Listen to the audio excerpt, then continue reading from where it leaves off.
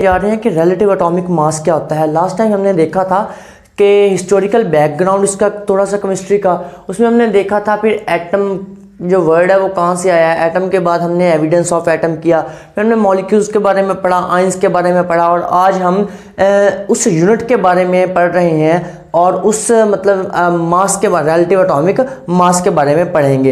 ये दोनों टर्म्स जो होती हैं एटम से रिलेटेड होती हैं। अब सबसे पहले जो टर्म यूज़ हो रही है वो हमारे पास है relative atomic mass. Urdu medium candidates के लिए मैं आपको एक तरीका बता रहा हूँ। आपने ऐसे देखना, केमिस्ट्री और बायो का एक असूल होता है, आप वर्ड को सबसे पहले देखें। उम्मीद तकरीबन वर्ड से ज़्यादातर जो होती है ना डेफिनेशन वो पता चल जाता है। फॉर एग्जांपल मैं यहाँ पे कहता हूँ रिलेटिव। रिलेटिव वर्ड यूज़ होता है कंपेयर करने के लिए, कंपैरिजन। एटॉमिक मीन आपको पता है एटम, और मास का मतलब होता है मास। तो ऐसा मास जो कि कंपेयर करके हमारे पास हासिल होता है, ऐसा मास जो एक एटम को दूसरे एटम से कंपेयर करने के बाद हासिल होता है, वो रिलेटिव एटॉमिक मास कहलाता है। फॉर एग्जाम्पल केमिस्ट्री में होता है इस तरह है, हमें पता है, मैंने आपको बताया था कि अगर मेरे पास ये वाला एक डॉट है तो इसमें तकरीबन 2 मिलियन एटम पाए जाते हैं। अब मेरे पास ये पॉसिबल नहीं है कि इस एक डॉट को उठाऊं और उठा के मैं जी तराजू में रखूं वेट के ऊपर और वहां पे इसका कि मास कैलकुलेट कर दूं, इस तरह नामुमकिन है। तो इसलिए फिर हम क्या करते हैं, कोई एक खास स्टैंडर्ड यूनिट या कोई स्टैंडर्ड एटम हमको फिक्स कर लेते हैं। हमको एक फिक्स स्टैंडर्ड ले लेते हैं कि दूसरे एटम को उसके साथ हमने कंपैरिजन उसका करना है और फिर हम कैलकुलेट कर लेते हैं। लेट मैं कहता हूँ मेरे पास कोई एक बुक पड़ी है, मैं इसे एज अ स्टैंडर्ड यूनिट ले लेता हूँ। अब मेरे पास बाकी मिसाल के तौर पर रूम में चेयर पड़ी है, मेरे पास रूम में टेबल भी है, मेरे पास रूम में बाकी चीज़ें हैं। मैं फिर क्या करता जाऊँगा, इसको स्टैंडर्ड यूनिट बुक को मान के दूसरी चीज़ों को इसके साथ कंपेयर करता जाऊँगा और उनका मैं जवाब लिखता जाऊँगा। फॉर एग्जांपल मैं कहता हूँ ये 1 kg है, बुक जो मेरे पास कोई भी पड़ी है वो एक 1 kg के बराबर है। और इसी तरह अब जो वो चेयर साथ पड़ी है वो 20 kg है। चेयर का जो मास है वो बुक के मास से 20 टाइम्स वो ग्रेटर है। तो इस तरह आप कह सकते हैं कि अब कार्बन साइंटिस्ट जो है, ये केमिस्ट्री जो है, उन्होंने कार्बन को बतौर एक स्टैंडर्ड यूनिट रखा हुआ है, या कार्बन के साथ किसी भी एटम को कंपेयर करते हैं और उसका जो, अच्छा ये आपने याद रखना है, कार्बन के साथ कंपेयर करके उसका 12वां हिस्सा लिया जाता है, उसका 12th पार्ट, कि किसी भी एटम को कार्बन के साथ कंपेयर करना और उसके 12वें हिस्से के बराबर मानना, ये हमारे पास रिलेटिव एटॉमिक मास कहलाता है। अच्छा, आपको यहाँ पे पता होना चाहिए जो कार्बन होती है, कार्बन के 3 आइसोटोप्स होते हैं। ये अब आगे हमारा टॉपिक आ रहा है, चले हम वहाँ पे इसे देखेंगे। उसके बाद आता है रिलेटिव एटॉमिक मास के बाद एटॉमिक मास यूनिट क्या होता है। तो भाई सबसे पहले तो वही बात कि ये एटॉमिक मास वर्ड से फिर देखते हैं। एटॉमिक मीन एटम, मास मीन मास, और यूनिट का मतलब होता है जी यूनिट। तो ऐसा यूनिट जो कि रिलेटिव एटॉमिक मास को एक्सप्रेस करने के लिए यूज होता है। Relative atomic mass, for example मैं कहता हूँ वेट जो होता है उसका वजन जो होता है इसका यूनिट होता है हमारे पास केजी, किलोग्राम। ठीक हो गया।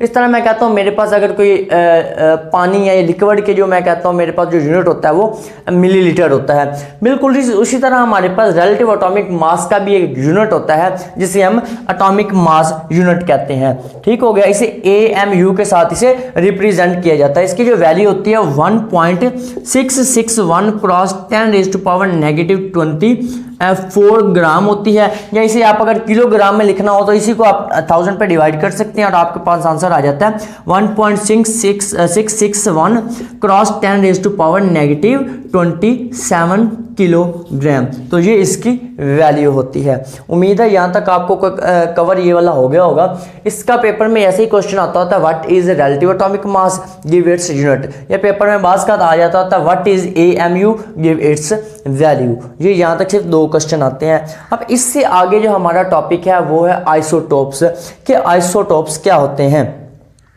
तो आइसोटोप्स बेटा सबसे पहले इसे समझ लें कंसेप्ट को। अब आपने 9th और 10th में 2 चीजें देखी थी। एक आपने वहां पे देखा था एटॉमिक नंबर, और दूसरा जो आपने देखा था वो आपने वहां पे पढ़ा था मास नंबर क्या होता है। एटॉमिक नंबर किसी भी एटम में न्यूक्लियस में पाए जाने वाले जो प्रोटॉन की तादाद होती है, number of protons present in the nucleus of an atom is termed as atomic mass. उसे हम एटॉमिक मास कहते हैं। ठीक है। और उसे आपको पता होगा कि आपने Z के साथ रिप्रेजेंट किया था वहां पे। और इस तरह मास नंबर क्या होता है, तो किसी एटम के न्यूक्लियस में प्रोटॉन और न्यूट्रॉन दोनों की जो तादाद होती है, दोनों को कलेक्टिवली आप क्या कह देते हैं, मास नंबर क्या देते हैं, और इसे ए के साथ रिप्रेजेंट किया जाता है। ये दो टर्म्स आप बड़ी मतलब कि फेमिलियर हैं, बड़ी आपने जान पहचान आपकी है इन टर्म्स के साथ। इन्हीं को बेस बना के हम आइसोटोप्स को देखते हैं, आइसोटोप्स क्या होते हैं। तो मैं ये रेस कर दूं इधर से। तो अब आइसोटोप्स के ऊपर आते हैं। आइसोटोप हमारे पास क्या होते हैं, ये एक ही एलिमेंट, अब एक एलिमेंट जो है उसके आगे डिफरेंट एटम्स हो सकते हैं, मास नंबर उनका डिफरेंट हो सकता है, एटॉमिक नंबर उनका सेम होगा।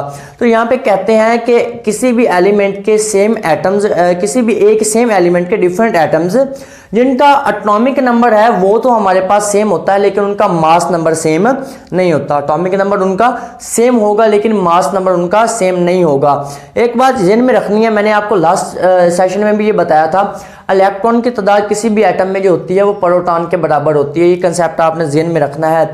लेकिन अब आइसोटोप्स को हम किस बेस पे आइसोटोप्स कहेंगे, क्योंकि इनमें नंबर ऑफ न्यूट्रॉन्स डिफरेंट होते हैं, नंबर ऑफ न्यूट्रॉन इसमें डिफरेंट होते हैं। फॉर एग्जांपल मैं कहता हूँ मेरे पास कार्बन के 3 आइसोटोप हैं, कार्बन 12 है, कार्बन 13 है और कार्बन 14 है। ये जो कार्बन 12, 13 और 14 में टर्म्स दे रहा हूँ, ये एटॉमिक मास की बुनियाद पे हरगिज़ नहीं दे रहा, ये मैं एटॉमिक नंबर की बुनियाद पे हरगिज़ नहीं दे रहा, ये एटॉमिक मास की बुनियाद के ऊपर मैं ये दे रहा हूँ। फॉर एग्जांपल मैं यहाँ पे लिख देता हूँ, ये देखिएगा, ये मेरे पास एक आइसोटोप आता है, पहला कार्बन 12, मैं इसे यहाँ पे लेता हूँ, ये न्यूक्लियस है।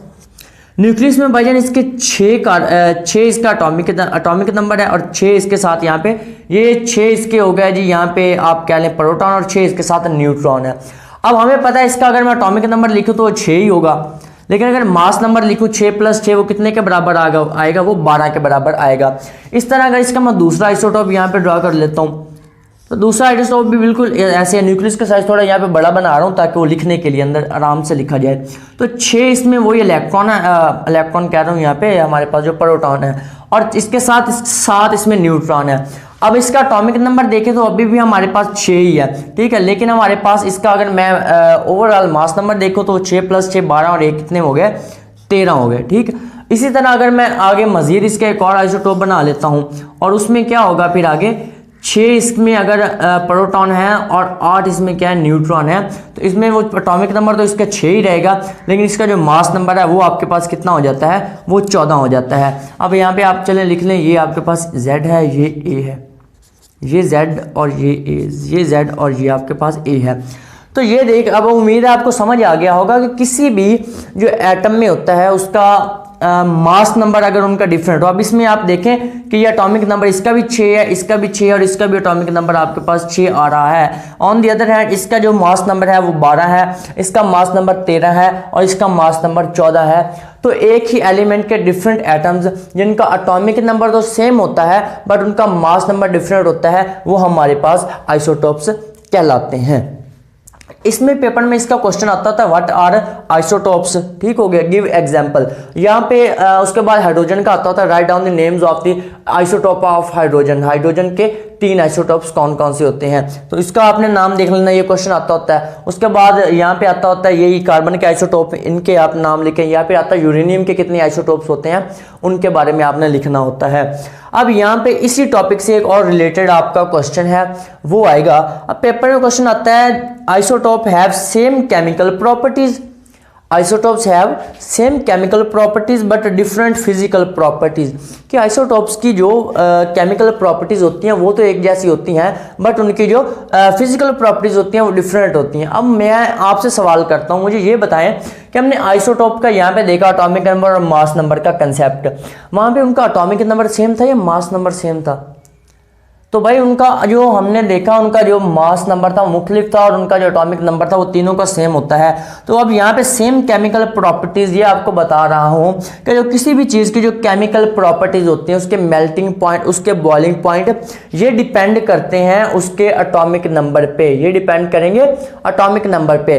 तो as the atomic number of all isotope is same, क्योंकि सभी का सेम होता है, that is the reason isotope have same chemical chemical properties, और उनका जो मास नंबर होता है वो डिफरेंट होता है। और फिजिकल जो प्रॉपर्टीज होती हैं ये डिपेंड किस पे करती हैं, मास नंबर पे करती हैं। As the physical property depend upon mass number and the mass number of all isotopes of different elements is different, so that is the reason they have different physical properties. उम्मीद है यहाँ तक आपको समझ आ गया होगा। अच्छा, इसी टॉपिक के नीचे ना आपके कुछ एमसीक्यूज दिए हुए हैं, वो आपने खुद कर लेने हैं, उसे देख लीजिएगा।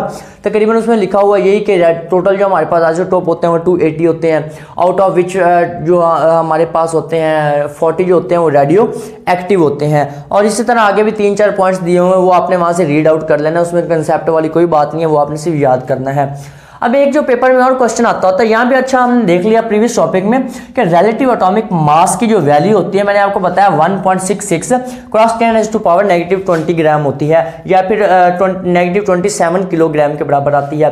क्या हम इसे प्रूव भी कर सकते हैं, क्या वाकई ये होती है हमारे पास वैल्यू इसकी कि नहीं? हम देखते हैं।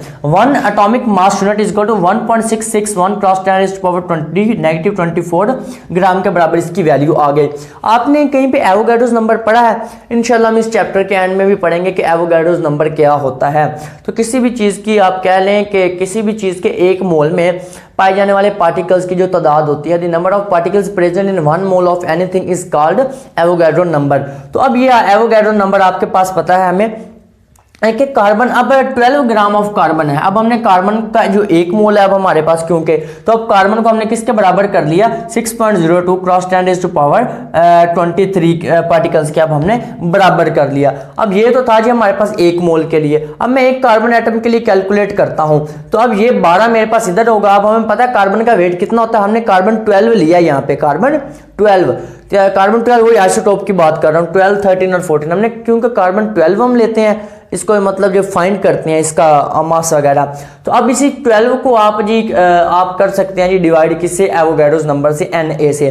तो आपके पास जो आंसर आता है वो आता है 1.99 क्रॉस 10⁻23 ग्राम के बराबर आपके पास आंसर आता है। अब हमें पता है कि हमने कहा था रिलेटिव एटॉमिक मास जो होता है किसी एटम का, वो मास होता है जो हम कार्बन के 12वें हिस्से के साथ कंपेयर करके, कार्बन के 12वें हिस्से के साथ, ठीक है, 1/12 ऑफ द कार्बन, कार्बन तो है लेकिन कार्बन का आगे 1/12 12वां हिस्सा है।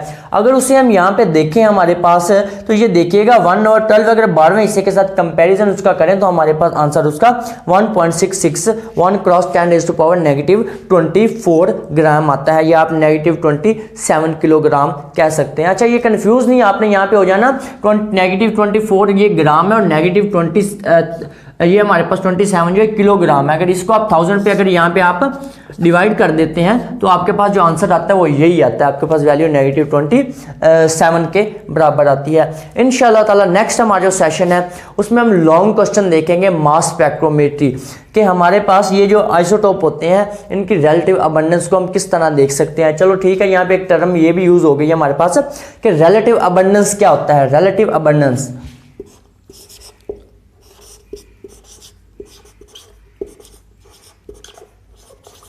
रिलेटिव अबंडेंस, सर ये जो वर्ड अबंडेंस होता है ना, अबंडेंस इसका मतलब होता है कसरत में पाया जाना, कसरत में पाया जाना, किसी चीज का ज्यादा पाया जाना, अबंडेंटली किसी चीज का पाया जाना। फॉर एग्जांपल मैं कहता हूँ मेरे पास ये आइसोटोप है कार्बन का, इसकी मिकदार मेरे पास 1 है, ये मतलब बहुत ज़्यादा मिकदार में पाया जाता है, कंसंट्रेशन इसकी बहुत ज़्यादा है, इसकी कंसंट्रेशन कम है और इसकी बिल्कुल ही कम है। अब हाइड्रोजन के भी हमने कहा कि 3 आइसोटोप होते हैं, एक मतलब हाइड्रोजन 1 और 2 और आगे 3 हमारे पास है। और हाइड्रोजन 1 की अगर मतलब ये आपकी बुक में यहाँ पे MCQs दिया हुआ है, आगे एक पूरा का पूरा ग्राफ ड्रा किया वहाँ पे टेबल में लिखा हुआ है ये जो हाइड्रोजन का पहला जो आइसोटोप होता है उसकी कंसंट्रेशन जो होती है 99.985 होती है, 99.985। इस तरह जो इसका दूसरा जो आइसोटोप है उसकी कंसंट्रेशन 0.015 के बराबर होती है। अब जो थर्ड आइसोटोप है वो तकरीबन रेयर होता है, वो तकरीबन 0% ही पाया जाता है। अब आइसोटोप्स तो 3 है लेकिन कुदरत में नेचुरली उसकी जो पाए जाने के लिए मिकदार है वो डिफरेंट हो सकती है। कोई आइसोटोप ज़्यादा मिकदार में पाया जाता है तो कुछ आइसोटोप कम मिकदार में होते हैं, तो इनकी जो मिकदार होती है, कंसंट्रेशन होती है, उसी को हम कहते हैं रिलेटिव अबंडेंस। नेचुरली जितनी तादाद में कोई आइसोटोप पाया जाता है it is called its relative abundance. उम्मीद है यहाँ तक आपको समझ आ गई होगी। अब नेक्स्ट सेशन में इंशाल्लाह ताला हम इसका लॉन्ग क्वेश्चन करें।